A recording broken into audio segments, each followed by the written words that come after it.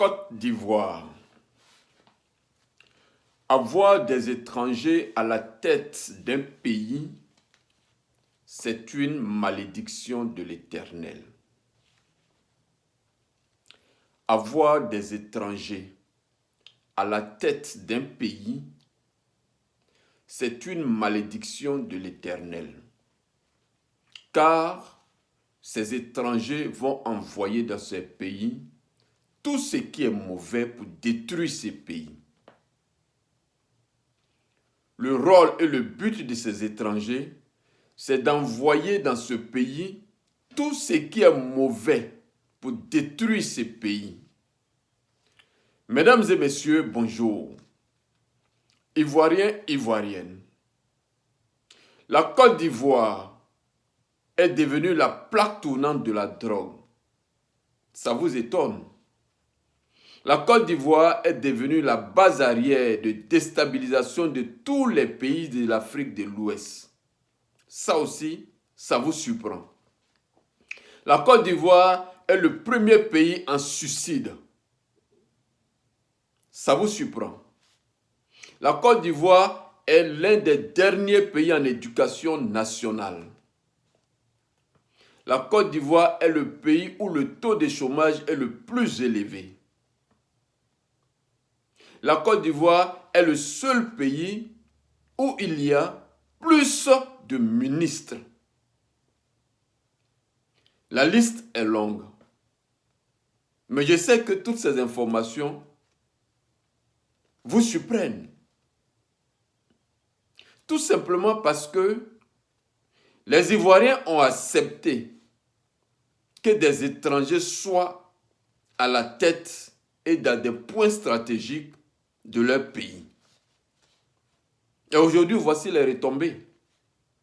Voici donc les retombées quand on a des étrangers à la tête et à des postes stratégiques d'un pays.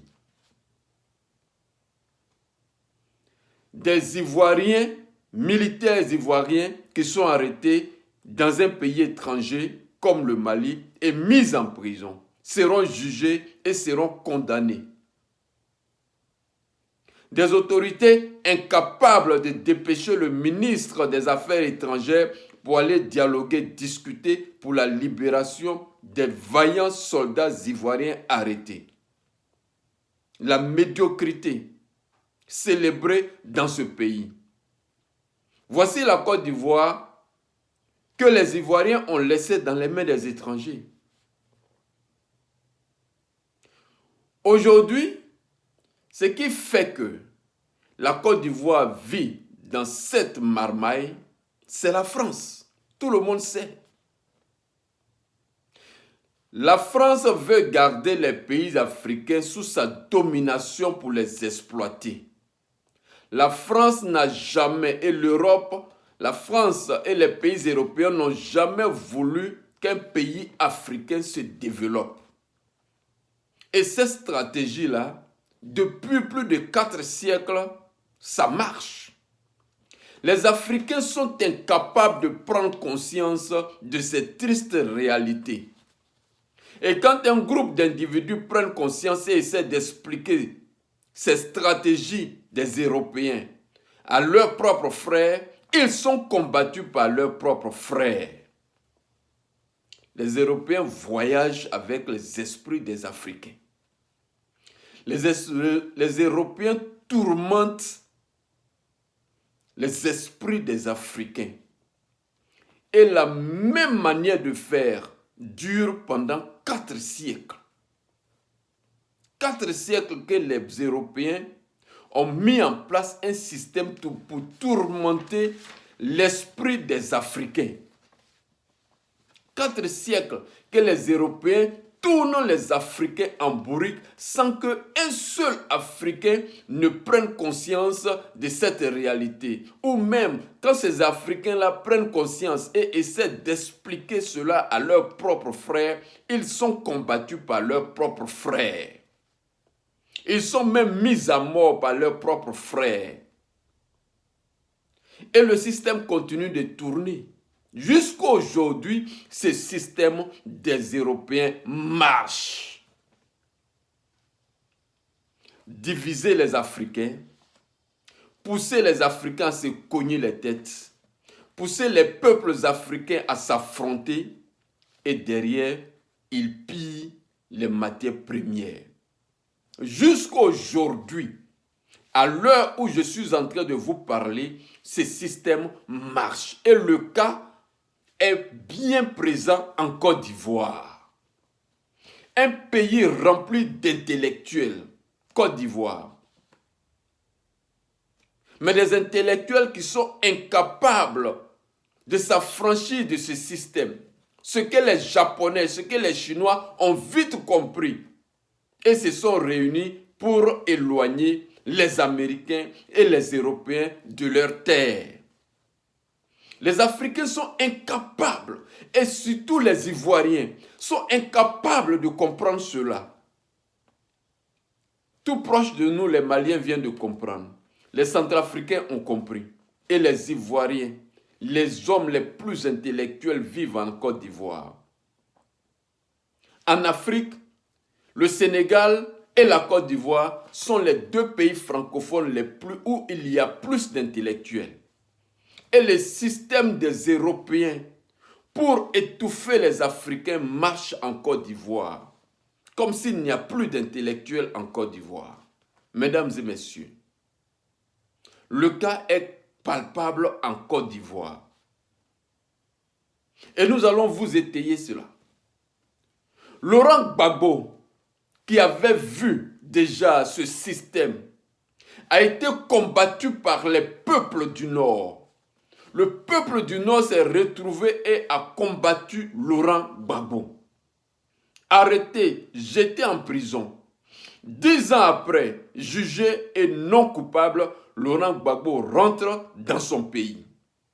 10 ans après, Laurent Gbagbo a compris le jeu des Européens. Laurent Gbagbo rentre au pays. Lui qui est un éclairé, lui qui est un professeur d'histoire géo, lui qui a compris comment les Français mélangent les Africains pour les avoir. Dès que Laurent Gbagbo rentre, il a compris le système. Il a la vision pour son pays. Alors, Laurent Gbagbo décide d'aller croiser Henri Konan Bédié. Après Henri Konan Bédié, Laurent Gbagbo décide de tenir une réunion où tous les partis de l'opposition sont présents. Où même les leaders du mouvement GPS de Soro Kibafori prennent la parole et tiennent un discours. Mais en réalité, ce qu'il faut savoir, c'est que tout le peuple ivoirien avait compris ce jeu, sauf les jeunes du Nord. Mais dès que Laurent Gbagbo est arrivé et que les membres du GPS se sont joints au meeting, à la rencontre organisée par Laurent Gbagbo, il fallait comprendre que les jeunes du Nord venaient eux aussi de montrer, de comprendre, venaient montrer à ce niveau-là qu'ils avaient compris qu'ils avaient été roulés dans la boue. Aujourd'hui, les gens du Nord qui suivent Alassane Dramane Ouattara ne sont pas les jeunes du Nord. Ce sont les jeunes des autres pays limitrophes de la Côte d'Ivoire que nous avons appelés les jeunes de CEDEAO. Et donc, Laurent Gbagbo organise cette rencontre. Laurent Gbagbo était à un doigt de passer, de triompher encore, de réaliser l'exploit national. Laurent Gbagbo a organisé une rencontre à son arrivée où il a reçu tous les membres des différents partis de l'opposition. Laurent Gbagbo était à un doigt de réussir un nouvel exploit national à la sortie de cette rencontre.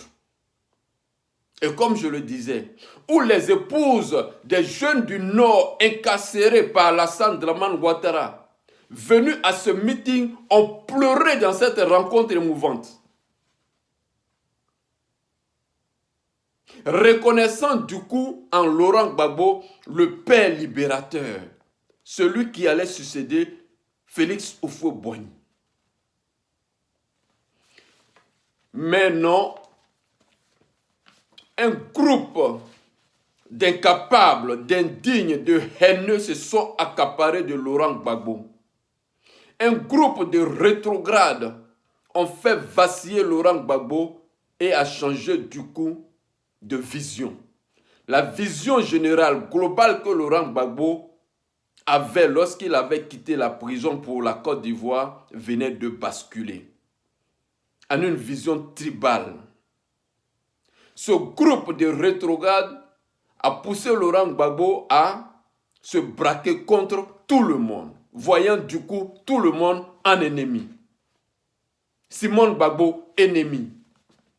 Soro Guillaume, ennemi. Afinguessan, ennemi. Charles Blé Goudé, ennemi. Isolant du coup Laurent Gbagbo. Dites-moi, depuis que Laurent Gbagbo s'est retiré pour former le PPACI, quelle est la politique réelle de Laurent Gbagbo? Lui qui était à un doigt de réussir l'exploit national en regroupant, en fédérant les jeunes du Nord, les jeunes du Sud, les jeunes de l'Est, les jeunes du Centre et les jeunes de l'Ouest, avec Henri Konan Bédié. Depuis que Laurent Gbagbo a dévié de cet objectif, quelle politique mène-t-il avec le PPACI? Laurent Gbagbo est pris en otage par les militants du PPACI qui veulent amener Laurent Gbagbo aux élections pour gagner les élections et diriger le pouvoir, diriger le pays. Mais quelle élection de 2025 le PPACI peut-il gagner? Quelle élection le PPACI peut-il gagner?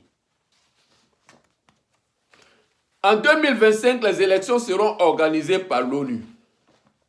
En 2025, les élections seront supervisées par l'ONU. En 2025, les résultats des élections seront donnés par l'ONU. C'est l'ONU qui a attrapé Laurent Gbagbo pour aller jeter en prison. Et c'est encore l'ONU qui va organiser les élections en 2025. L'ONU, c'est la France. L'ONU, c'est l'Union européenne. L'ONU, c'est la CEDEAO. L'ONU, c'est l'Union africaine. L'ONU, ce sont les rebelles. L'ONU, ce sont les terroristes. L'ONU, ce sont les djihadistes. L'ONU, c'est le bloc occidental et l'ONU, c'est la communauté internationale. Dites-moi, de vous à moi, si le PPACI de Laurent Gbagbo, qui est un parti populaire, va aux élections et gagne les élections, et que la communauté internationale vient pour dire c'est Alassane Dramane Ouattara qui a gagné les élections, quel recours le PPACI a, ou sur qui le PPACI compte pour venir arracher sa victoire et redonner au PPACI? Quel recours Laurent Gbagbo a pour demander à qui Laurent Gbagbo va demander de revenir recompter les voix pour qu'on confirme que c'est lui qui a gagné les élections? Mais la politique de Laurent Gbagbo actuelle, avec son groupe sectoriel, avec son groupe de rétrogrades, de haineux, ce groupe qu'il a pris en otage ressemble à la politique de Laurent Gbagbo en 2010. Il n'y a rien qui a changé. Il n'y a rien qui a changé. La politique actuelle du PPACI et de Laurent Gbagbo ressemble goutte à goutte textuellement à la politique de Laurent Gbagbo en 2010. Dites-moi, quand Laurent Gbagbo va aux élections organisées par l'ONU, les résultats seront proclamés par l'ONU, le président sera désigné par l'ONU. Si le PPACI gagne, et que la communauté internationale dit que c'est Alassane Dramane Ouattara qui a gagné, sur qui Laurent Gbagbo compte pour venir arracher sa victoire pour lui donner? Comptez-vous encore sur Damana Adia Pikas pour venir arracher les résultats des votes? Mais si Damana Adia Pikas vient le faire, on se retrouve encore dans le programme de 2010.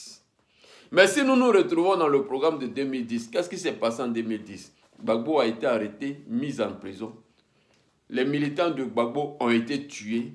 Ils sont allés marcher jusqu'à ce qu'on libère Gbagbo. Ils ont jugé Gbagbo. Donc on va reprendre encore ce processus, ou bien on va reprendre encore cette même logique. Mesdames et messieurs, nous le disons haut et fort. Laurent Gbagbo est pris en otage par un groupe d'individus aux idées rétrogrades. Laurent Gbagbo que vous voyez là, il est pris en otage par un groupe d'individus aux idées rétrogrades. Et donc, Laurent Gbagbo vient de rater sa sortie. Laurent Gbagbo était en train de réaliser un exploit national quand il est revenu en Côte d'Ivoire après les 10 ans de prison. Lorsqu'il a regroupé tous les membres des partis de l'opposition et que les dames du GPS ont tenu un discours où elles ont pleuré, Laurent Gbagbo était à un doigt de réaliser l'exploit national. Tenir un discours rassembleur. Laurent Gbagbo devait prononcer un discours rassembleur. Et les fils du Nord, et les fils du Sud, et les fils de l'Est, et les fils de l'Ouest, et les fils du Centre, avec Henri Konan Bédié. Laurent Gbagbo n'avait qu'à aller en Russie pour demander le soutien du bloc de Shanghai. Et ce bloc-là allait se dresser derrière Laurent Gbagbo et les partis de l'opposition contre Alassane Dramane Ouattara et le bloc occidental. Et les deux blocs, avec les deux groupes, allaient s'affronter et la victoire allait revenir aux Ivoiriens pour relancer la politique ivoirienne et l'économie ivoirienne. Mais non, un groupe de bandes armées a pris Laurent Gbagbo en otage. Et Laurent Gbagbo a dévié de ses objectifs. Mesdames et messieurs, nous vous le disons haut et fort. La politique de Laurent Gbagbo actuelle est très mauvaise. Raser les murs, courir derrière Alassane Dramane Ouattara pour ne rien obtenir est une mauvaise politique et Laurent Gbagbo n'a pas de conseiller. Sinon, Laurent Gbagbo n'allait jamais courir derrière Alassane Dramane Ouattara. Parce que Alassane Dramane Ouattara ne détient rien. Alassane Dramane Ouattara est manipulé par la France. Alassane Dramane Ouattara ne va rien donner à Laurent Gbagbo, Gbagbo Laurent ne va rien obtenir d'Alassane Dramane Ouattara, puisque rien ne dépend d'Alassane Dramane Ouattara. Et c'est pourquoi nous disons encore, face aux troubles que connaît aujourd'hui Alassane Dramane Ouattara, face aux situations, problèmes dans lesquels se trouve Alassane Dramane Ouattara, il n'est pas encore tard. Laurent Gbagbo peut rebondir et donc relancer un sursaut national en retournant encore avec Henri Konan Bédié, Soro Kibafori Guillaume, Charles Blé Goudé. Laurent Gbagbo doit avoir le courage de rappeler tous ses jeunes frères et s'asseoir autour d'une table. Laurent Gbagbo doit retourner encore avec ses jeunes frères Soro Kibafori Guillaume, Charles Blé Goudé, Henri Konan Bédié et reparler du sursaut national. Laurent Gbagbo doit chercher avec les membres de l'opposition le soutien du bloc de Shanghai. C'est impératif pour la Côte d'Ivoire. Si la Côte d'Ivoire veut se débarrasser de la France et du bloc occidental, l'OTAN, les États-Unis, débarrasser la Côte d'Ivoire du 43e BIMA et de toutes les bandes armées, toutes les bandes armées des milices qui sont en Côte d'Ivoire, la Côte d'Ivoire, l'opposition doit aller s'attacher des services de Vladimir Poutine et de la Chine pour débarrasser la Côte d'Ivoire de tous ces miliciens qui traînent en Côte d'Ivoire et relancer la politique nationale et l'économie nationale. C'est encore possible. C'est encore possible. Alassane Dramane Ouattara est dans des troubles. Et Laurent Gbagbo, le PPACI, le PDCI d'Henri Konan Bédié, le GPS de Soro Kibafori Guillaume, le COJEP de Charles Blé Goudé doivent se parler. c'est la nation ivoirienne d'abord. Se débarrasser de tous ces rebelles qui occupent la Côte d'Ivoire, y compris la France, l'Amérique, avec le soutien de la Russie, et poser le problème national pour que la Côte d'Ivoire redevienne pour les Ivoiriens.